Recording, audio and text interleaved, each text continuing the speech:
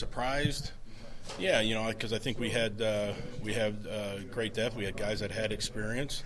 I knew he was a heck of a player, but until you get your hands on him and you're working with him in the meeting rooms, in the classroom, and on the field, you kind of your eyes open up to a work ethic, the type of strain that he plays with, the athleticism that he has, and so.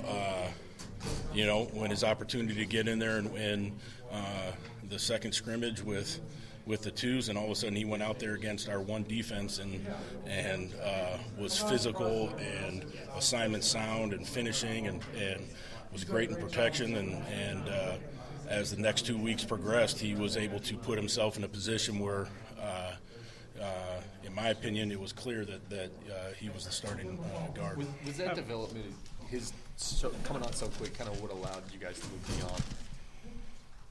Yeah, I mean, definitely. You're talking about Deion Malone? Yeah.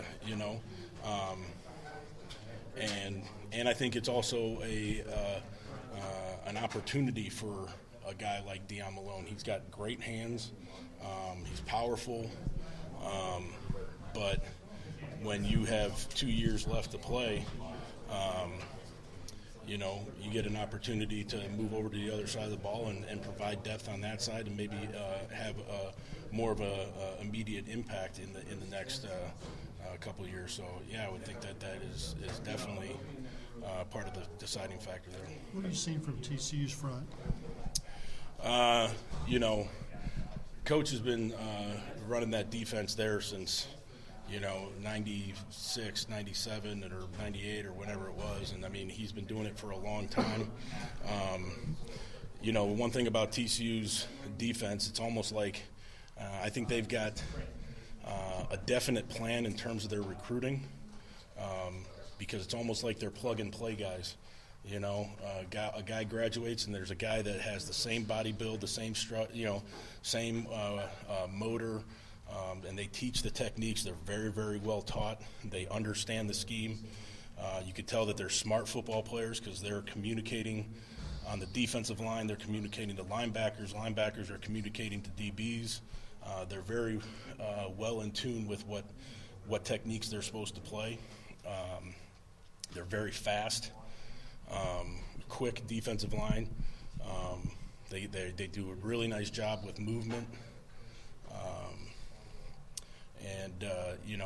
You see them against teams that run the football and they know how to anchor down and not just use their speed, but they got some power too. And so I think they got a really good front.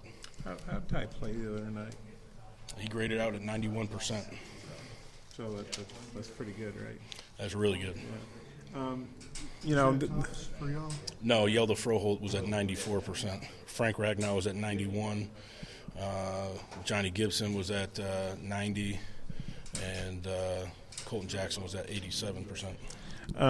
It's going to be game's going to be in Ty's hometown on CBS against a ranked team, from the Big 12. How do you think he'll handle all that? Every situation that we've put him in, nothing's been too big for him.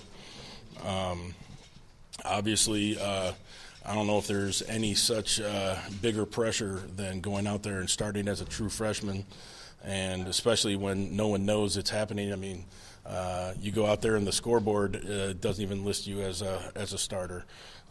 And he obviously went out there and performed at a high level. Obviously, we're playing a different caliber of a defense, but every day in practice he continues to grow. He continues to get better.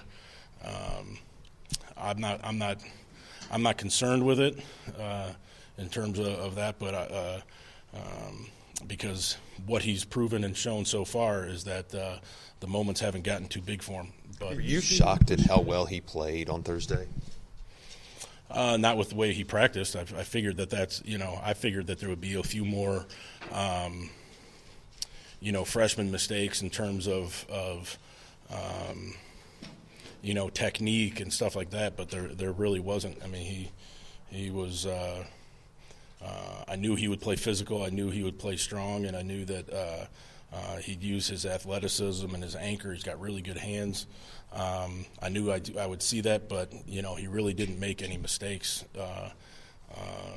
In terms of assignment or anything like that, which was really good to see. Did you say he'd use his anger? What did you say? Used his hands, his athleticism. He used his angles really well. Okay, he said angle. I didn't repeat the grades again, but I didn't. I heard you saying them, but I was over. They were all low 90s. Yeldo was at a 94. He was the highest.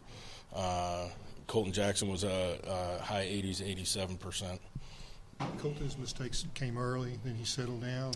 Yeah. I mean, they had shown a look that they haven't shown, but his technique on that 3rd and 1, his footwork was right, his hands were wrong, and with where the wheel was placed, he should have had better eye progression and had an understanding that this guy could come inside. He took the footwork that was right, but he was too high with his backside hand. He needs to come from low to high and put his hand right down the middle of that defender and wheel on him. He definitely, later. Yeah, and he definitely settled down as the game went. But yeah, his a few mistakes that he made. All came in the first 3 drives. To be honest with you, he played pretty seamless and pretty well from there on out.